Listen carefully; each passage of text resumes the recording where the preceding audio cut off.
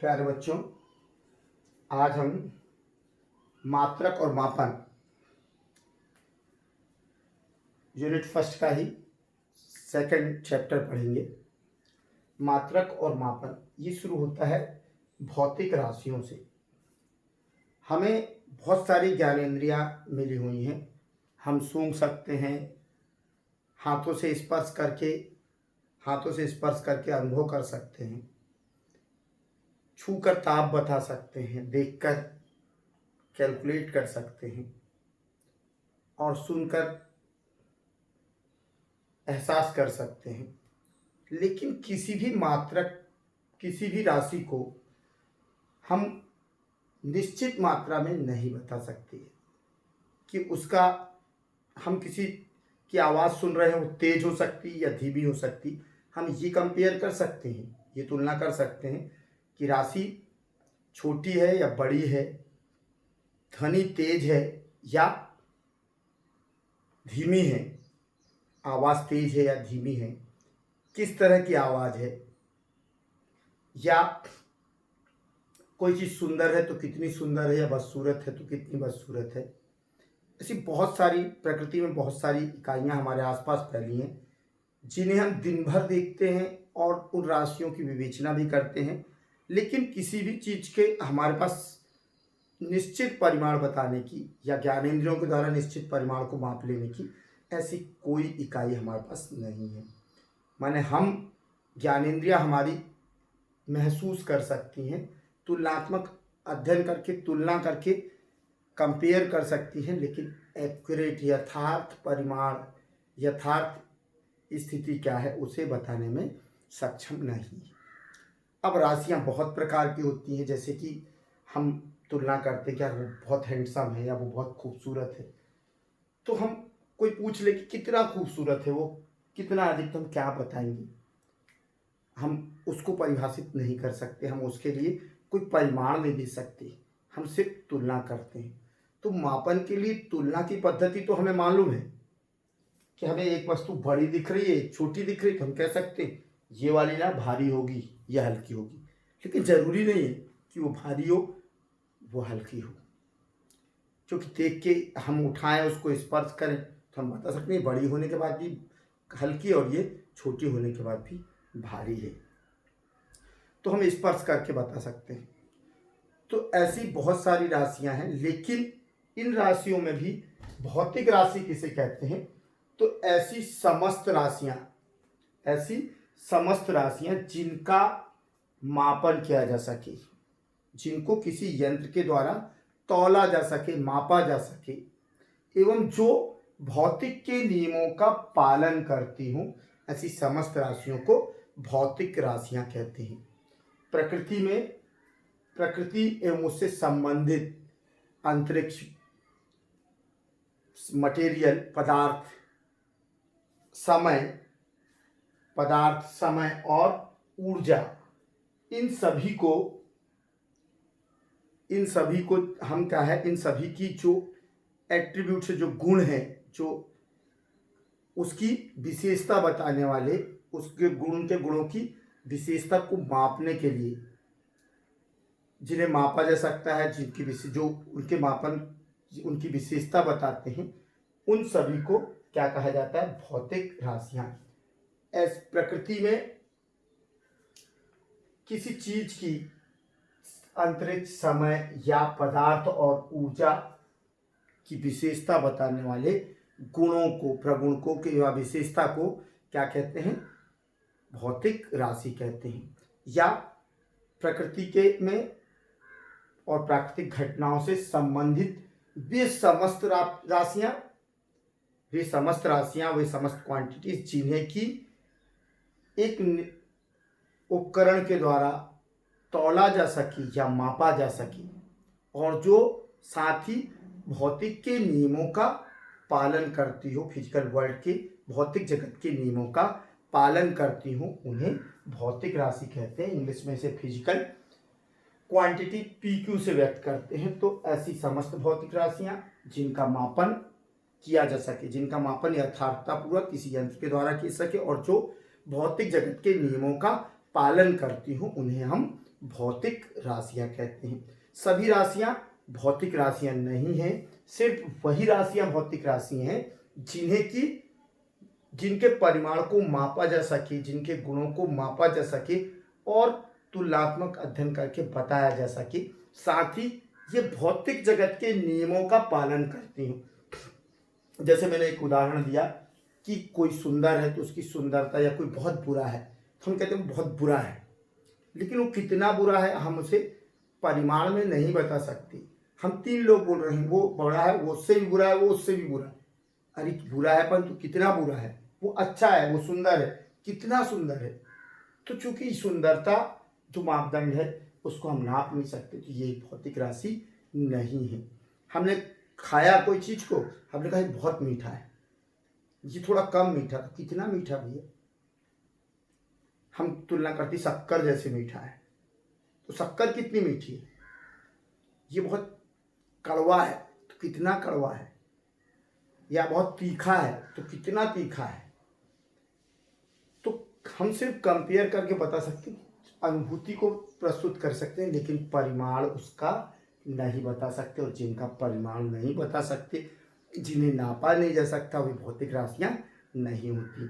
लेकिन हमारे पास 2 वस्तुएं हैं, उनमें से कहा जाता है, या 2 आदमियों को हमने देखा ये ज़्यादा भारी है, ये कम भारी है, तो हम उनका वेट लेके बता सकते हैं ये उससे कितना अधिक भारी है और ये उससे कितना कम भारी है।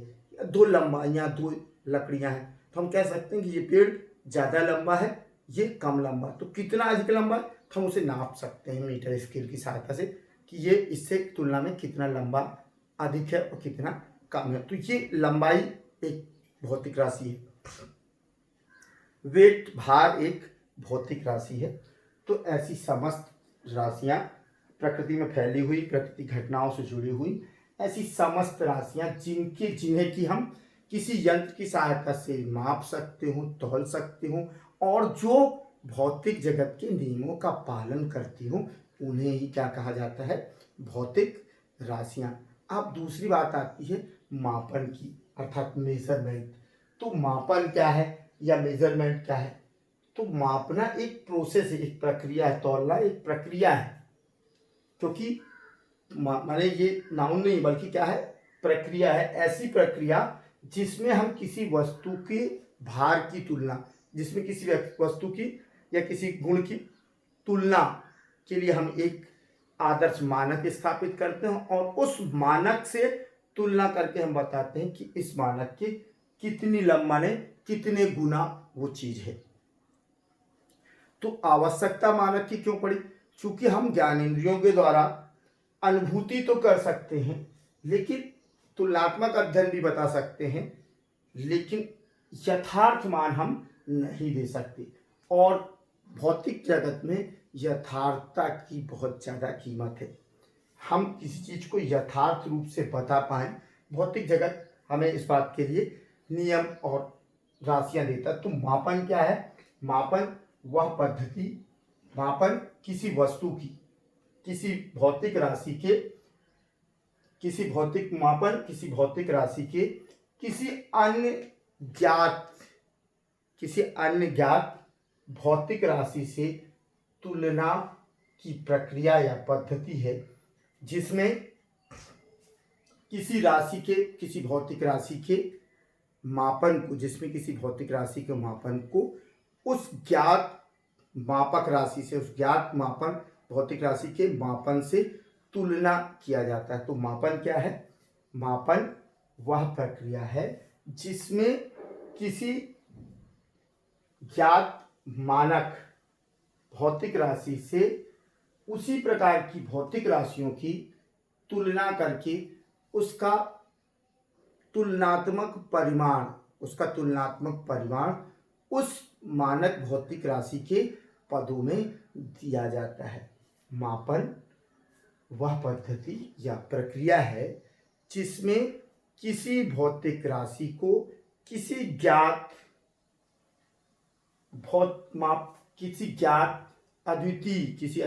अद्वितीय मापक राशि से या उसी प्रकार की भौतिक राशि से तुलना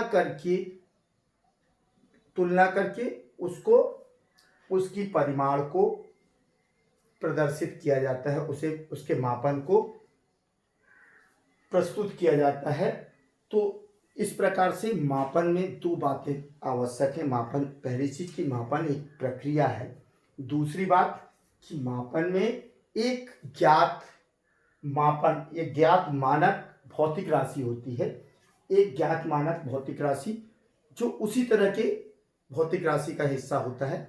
एक ज्ञात मानक भौतिक राशि से तुलना की जाती है, और जिस ज्ञात मानक भौतिक राशि से तुलना की जाती है, उसी प्रकार की जिस ज्ञात भौतिक राशि मानक राशि से तुलना की जाती है, उस ज्ञात मानक भौतिक राशि को हम कहते हैं मात्रक या इकाई, जिसे हम एक इकाई मानकर उसके परिमाण को तुलनात्मक अध्ययन करते हैं कि वह उस ज्ञात मानक भौतिक राशि के कितने गुना बड़ा है या कितने गुना छोटा है। तो ये मापन एक तुलनात्मक पद्धति है, मापन एक तुलनात्मक अध्ययन है, जिसमें कि एक उसी भौतिक राशि के मानक को, उसी भौतिक राशि के ज्ञात परिमाण को मानक राशि के रूप में स्थापित किया जाता है, और उस मानक राशि से उसी प्रकार की भौतिक राशियों की तुलना की जाती है, और उसके परिमाण को उस तुलनात्मक अध्ययन में दर्शाया जाता है। इस पद्धति को ही मापन पद्धति कहते हैं।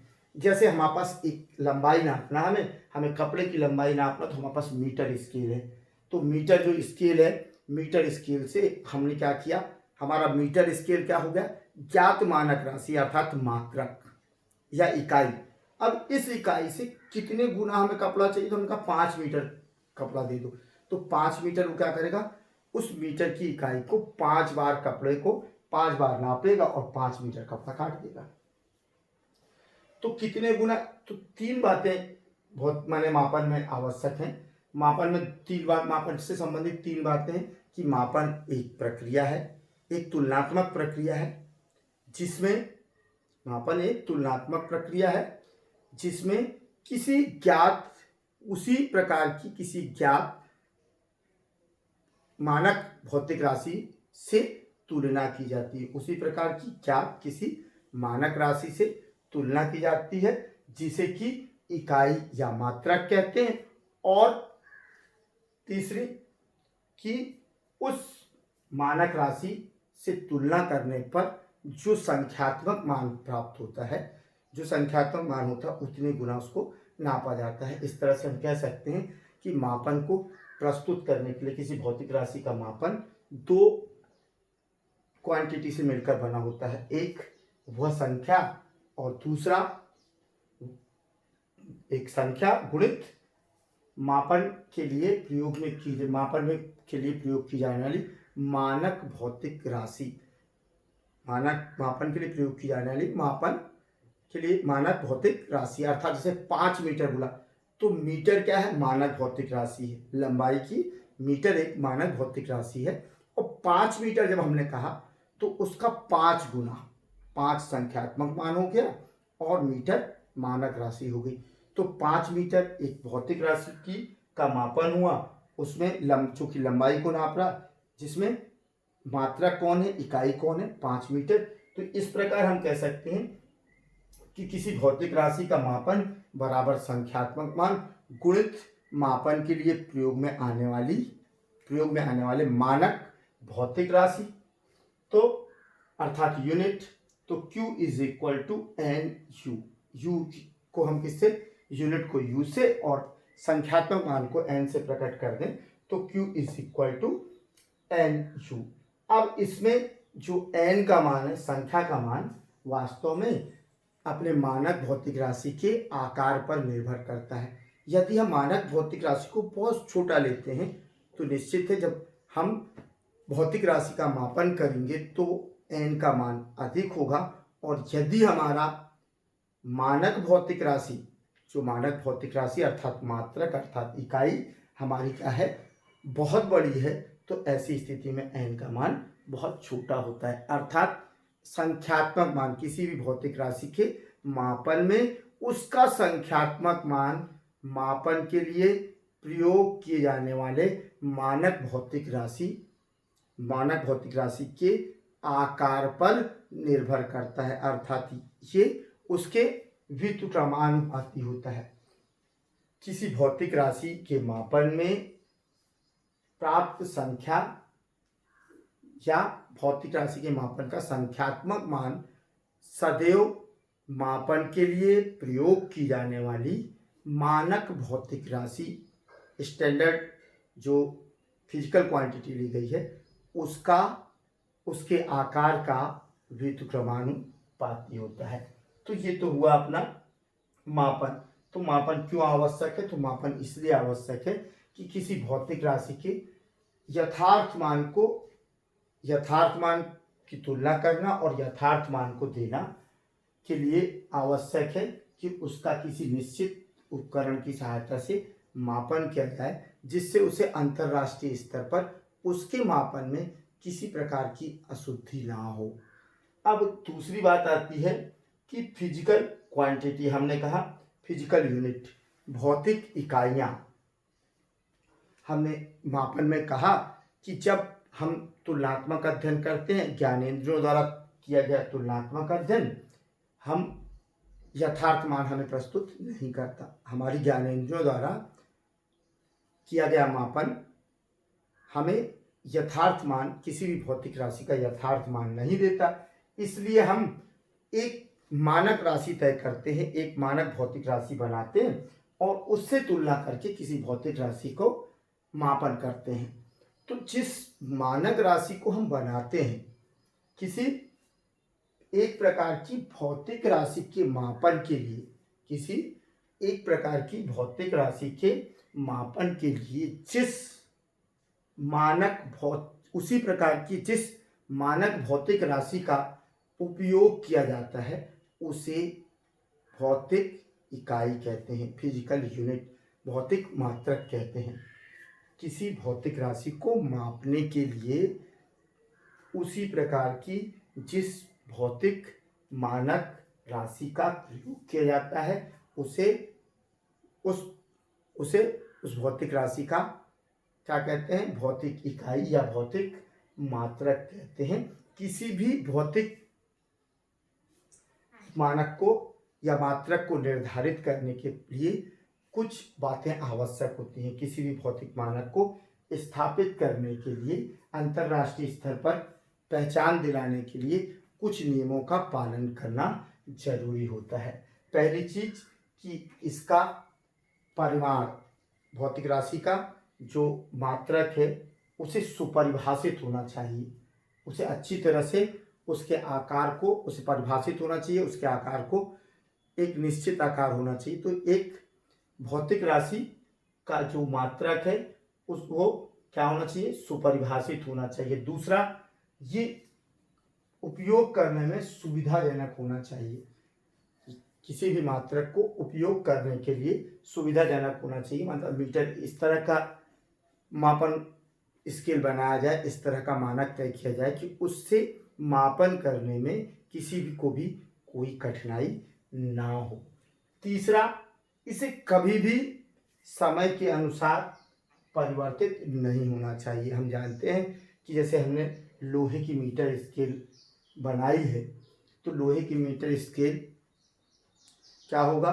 ठंड में थोड़ा सिकुड़ जाएगी और गर्मी में थोड़ा फैल जाएगी। तो इसमें माइनर भी वो होता है, लेकिन जब हम बहुत अधिक मात्रा में लंबाई को नापें तो हमें क्या देखने मिलेगा कि एक स्थान से दूसरे स्थान जाने पे टाइम के हिसाब से मापन में अंतर आ गया। यदि हम ठंड में कपड़ा नाप के रखें, 100 मीटर कपड़ा हमने ठंड में नापा और 100 मीटर कपड़ा हमें किस में नापा? गर्मी में नापा, तो हमें देखने मिलेगा कि 1-2 सेंटीमीटर या कुछ सेंटीमीटर की उसमें त्रुटि मिलेगी, दोनों के मापन में कमी या बढ़ोतरी मिल जाएगी। तो इसलिए कहा गया है कि हमारे द्वारा जो प्रयोग किया जाने वाला मापन पद्धति है के लिए मानक है अर्थात मात्रक है, वो इस प्रकार का होना चाहिए कि उस मात्रक को समय के हिसाब से परिवर्तित नहीं होना चाहिए। चौथा, माने हमारा जो मात्रक है उसकी पुनर्निर्भरता होना चाहिए, पुनर्उत्पादन होना चाहिए, उसे हम जब आवश्यकता हो उत्पादित कर सके। एक बार हमने बना लिया उसका मतलब ये नहीं कि हम दोबारा नहीं बना सकते, क्योंकि सामान घूमते रहते हैं, खराब होते रहते हैं। तो ऐसी स्थिति में जिस भौतिक राशि के मापन के लिए जो मानक हमने तय किए हैं, जो मात्रक हमने बनाया है, उन मात्रकों का पुनर्उत्पादन किया जा सके, एक जब चाहा तब बनाया जा सके।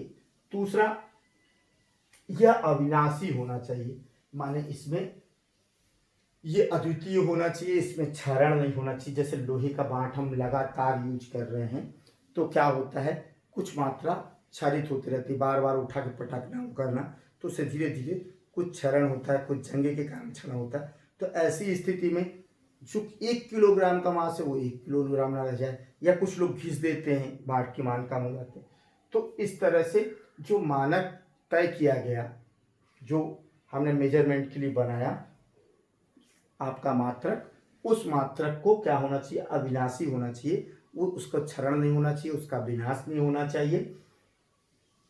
नेक्स्ट 6 कि किसी भी मात्रक को मौसम से प्रभावित नहीं होना चाहिए, या किसी भी मानक मात्रक को वातावरण के प्रभाव से प्रभावित नहीं होना चाहिए। भौतिक राशियों से माने ताप, दाब आदि से प्रभावित नहीं होना चाहिए कि ताप बढ़ा दिया हमने तो बढ़ गई, या ताप घटा दिया तो कम हो गई। तो जो मात्रक निर्धारित की जाते हैं उस समय यह भी ध्यान रखा जाता है कि वो किसी भी तरह भौतिक राशियों से प्रभावित ना हो। 7वां कि इसको जो हमने मात्रक बनाए हैं वो अंतरराष्ट्रीय स्तर पर स्वीकार्य होना चाहिए, माने पूरे अंतरराष्ट्रीय जगत में उसकी यथार्थता का से मापन को स्वीकार किया जाना चाहिए। और आखिरी है, इसे आसानी से उपलब्ध होना चाहिए, आसानी से जो मात्रक है हमारे वो सभी को आसानी से उपलब्ध होना चाहिए। तो किसी भी भौतिक राशि के मापन के लिए जो मात्रक निर्धारित करते हैं उन मानकों को निर्धारित करने के लिए आवश्यक नियम ये हो गए। अब आती है सिस्टम ऑफ यूनिट्स, माने जो सिस्टम काम कर रहे हैं इकाइयों के रूप में, इसके लिए क्या वर्ड यूज किया है बता रहा हूँ। सिस्टम ऑफ यूनिट्स पद्धति की विशेषताएं, एसआई पद्धति और मात्रक पद्धतियां। तो मात्रक पद्धतियां अब चूंकि इनका विकास धीरे धीरे हुआ है, तो और मापन हमारा बहुत पहले से प्रारंभ हो गया। जब हम कबीलाई समुदाय में थे, आर्य कबीले के रूप में रहते थे, तब भी मापन होता था, तब भी व्यापार होता था। तब व्यापार की क्या, उनके मापन की इकाइयाँ क्या थी, तब भी जमीनें थी, खेती होती थी, उपज होती थी। तो उस समय की मापन पद्धतियाँ उस समय के लोगों ने अपने हिसाब से निर्धारित कर रखी थी। अलग अलग देशों में अलग अलग प्रकार की पद्धतियाँ थी। अलग अलग शासनकाल में पद्धतियों को कभी यार्ड से नापा गया, कभी गज से नापा गया, कभी हाथ से नापा गया, कभी चैन से नापा गया। तो जो शासक रहे उन्होंने मापन पद्धतियां विकसित की। तो अभी जो हमारी अंतरराष्ट्रीय स्तर पर पहचान वाली जो मुख्य 3 पद्धतियां हैं वो 3 से 4 पद्धतियां हैं, जिसमें एक क्या है, तो पद्धतियां क्या है कि एक पूर्ण सेट मात्रकों का भौतिक राशियों के मूल भौतिक राशियों एवं व्युत्पन्न भौतिक राशियों के मात्रकों का एक कंप्लीट सेट, एक पूर्ण समूह क्या कहलाता है, सिस्टम ऑफ यूनिट्स मात्रक पद्धति कहलाता है। तो किसी भौतिक राशि के मापन के लिए, किसी भौतिक राशि के मापन के लिए उनमें प्रयुक्त होने वाली अलग अलग मूल एवं उनसे व्युत्पन्न भौतिक राशियों को मापने के लिए प्रयोग किए जाने वाले सभी मात्रकों के समुच्चय को, सभी मात्रकों के समूह को मात्रक पद्धति कहते हैं। तो किसी भी पद्धति से, किसी भी पद्धति में, किसी भी देश में, किसी भी सिस्टम में मूल एवं मूल और उससे उत्पन्न होने वाली भौतिक राशियां अर्थात व्युत्पन्न भौतिक राशियों को नापने के लिए प्रयोग में आने वाली समस्त मात्रकों के समूह को मात्रक पद्धति कहते हैं। मुख्य जो मात्रक पद्धतियां प्रयोग की जाती है उनमें है CGS, FPS, MKS और SI। CGS माने सेंटीग्राम सेकंड सिस्टम, तो CGS सिस्टम जो है माने अर्थात सेंटीग्राम सेकंड पद्धति। C for centimetre, G for gram and S for second. ये फ्रांस की पद्धति थी, फ्रांस की मापन पद्धति थी। वास्तव में प्रारंभ में हमारे पास कुल 3 मूल भौतिक राशियां थी। माने 3 मूल भौतिक राशियां कौन सी थी ही मानी जाती थी, 3 मूल भौतिक राशियां ही मानी जाती थी जिनका बहुत ज़्यादा मापन होता था। एक द्रव्यमान, लंबाई, द्रव्यमान और समय।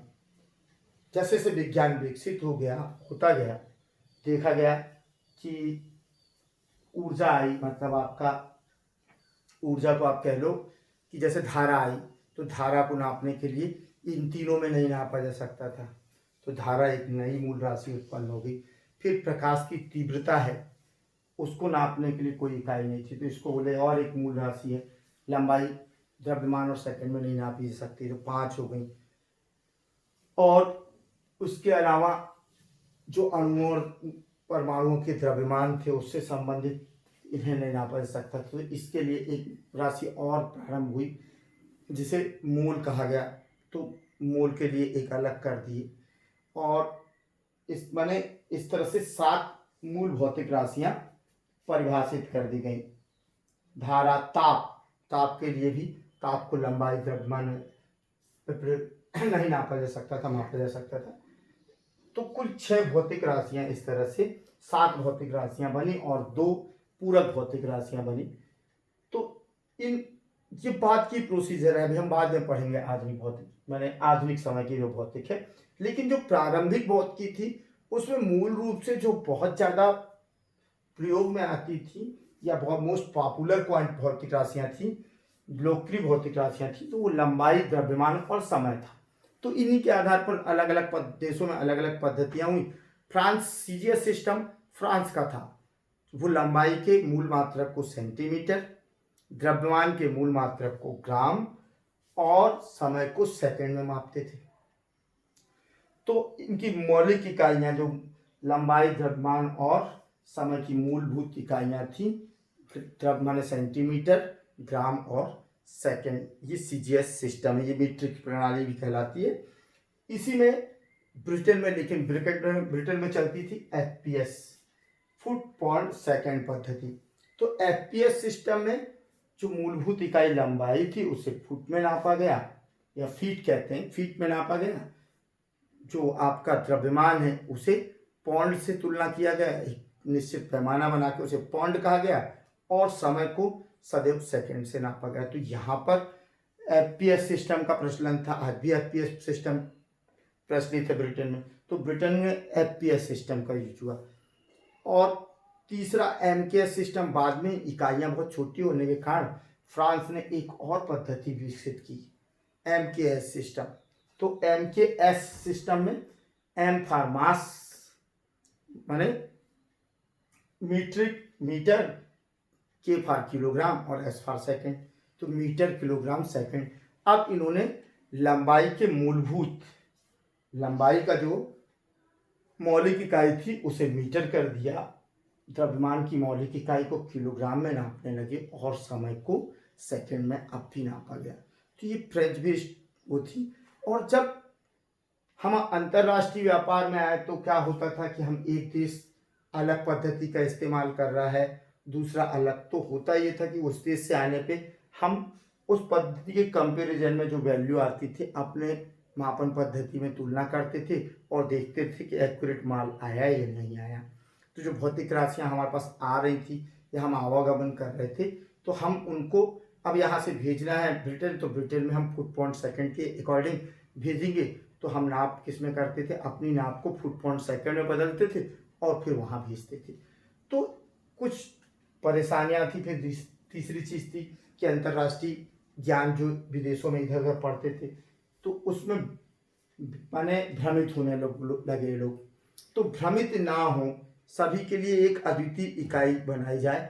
इस कारण से 1960 में एक अंतर्राष्ट्रीय सम्मेलन बुलाया गया और उस अंतर्राष्ट्रीय सम्मेलन में ये डिसाइड किया गया कि समस्त प्रकार की जो भौतिक राशियां हैं उन्हें विश्व में जो पाई जाती हैं, जो उपलब्ध हैं, उनको 7 भौतिक राशियों में, 7 स्वतंत्र भौतिक राशियों में विभाजित किया जा सकता है और इन सातों की भौतिक राशियों के मापन के लिए 7 स्टैंडर्ड यूनिक मानक निर्धारित कर दी गए और इनमें उन नियमों का ध्यान रखा गया जिससे कि इन मात्रकों में किसी प्रकार का विभेद ना हो सके और अंतर्राष्ट्रीय जगत इन्हीं मानक मात्रकों का प्रयोग करता है और ये कहलाई एसआई सिस्टम।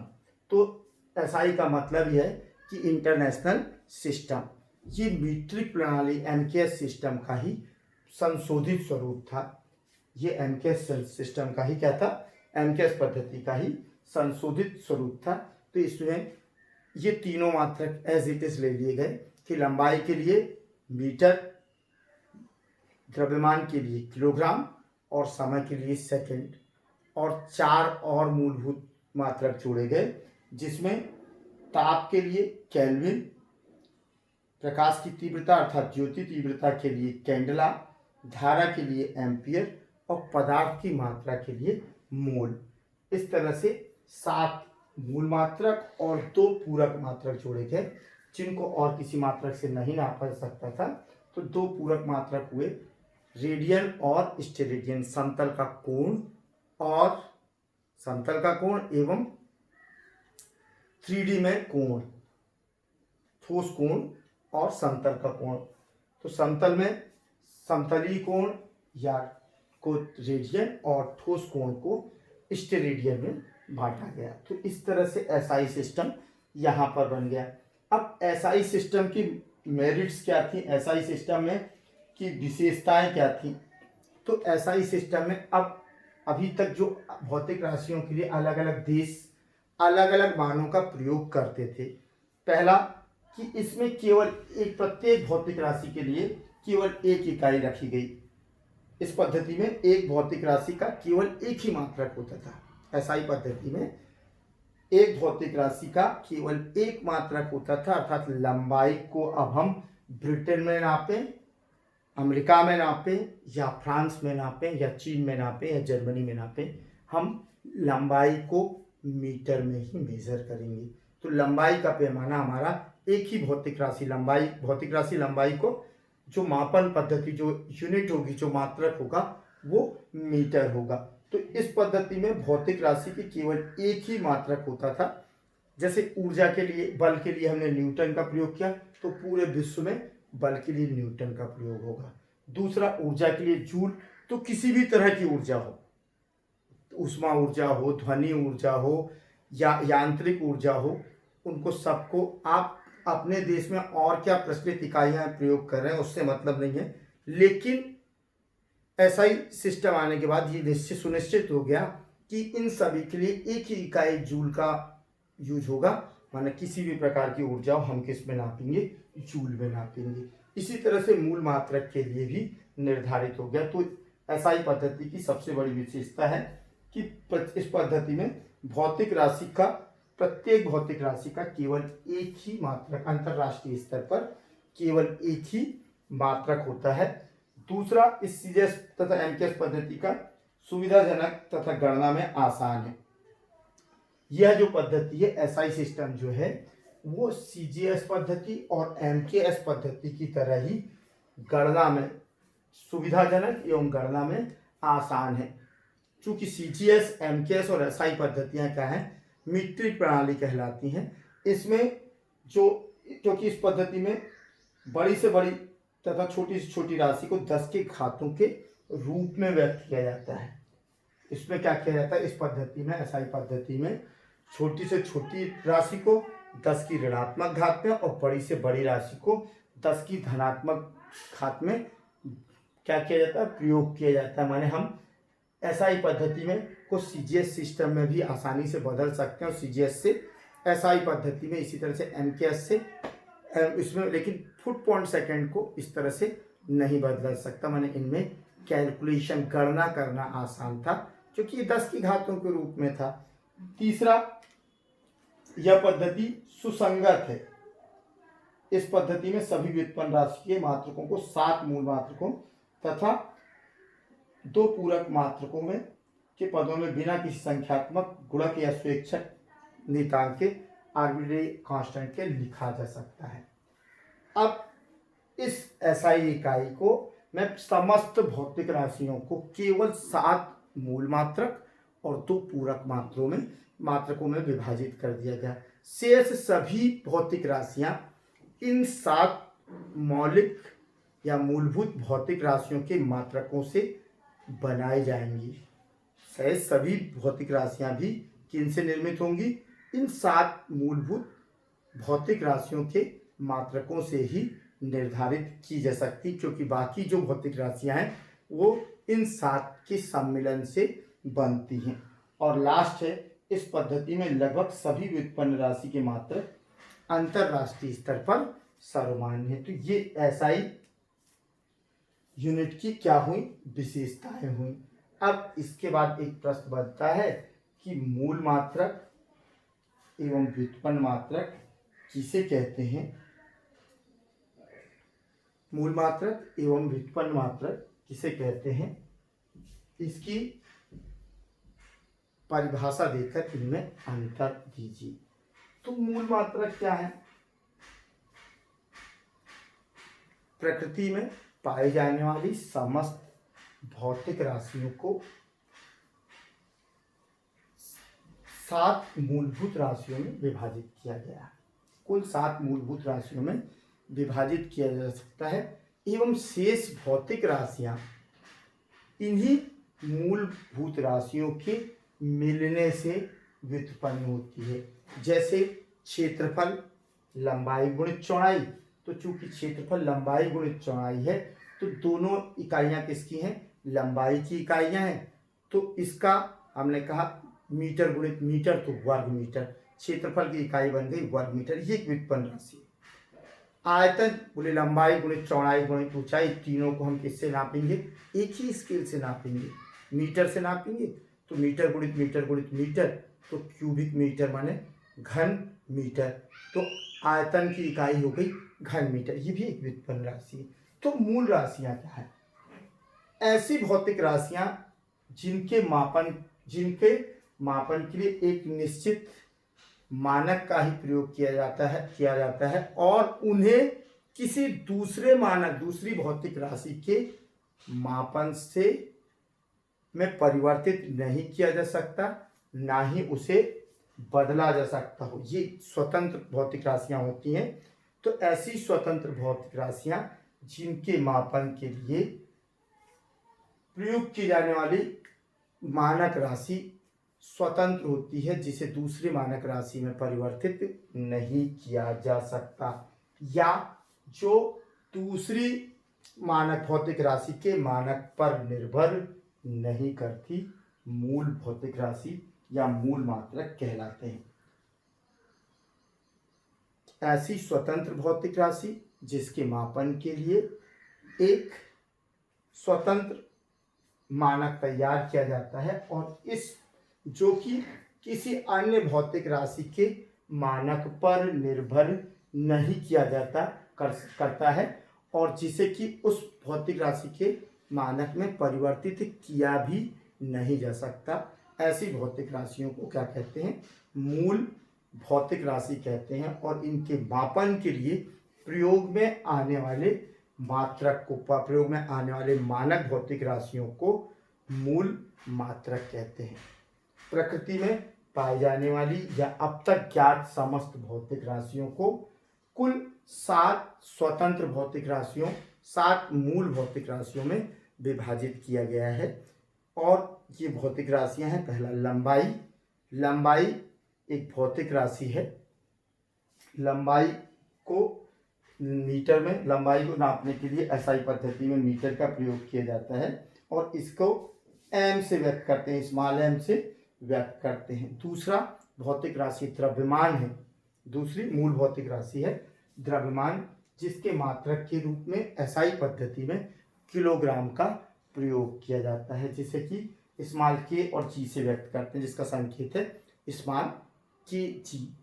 लंबाई, द्रव्यमान, समय को हमेशा सेकंड से मापा जाता है। सेकंड को, लंबाई को, अब मूल मात्रक क्यों कहते हैं? लंबाई को किलोग्राम में नहीं नापा जा सकता, लंबाई को किलोग्राम में नहीं नापा जा सकता, और द्रव्यमान को मीटर में नहीं नापा जा सकता। तो चूंकि द्रव्यमान को मीटर में नहीं नापा जा सकता और द्रव्यमान को मीटर में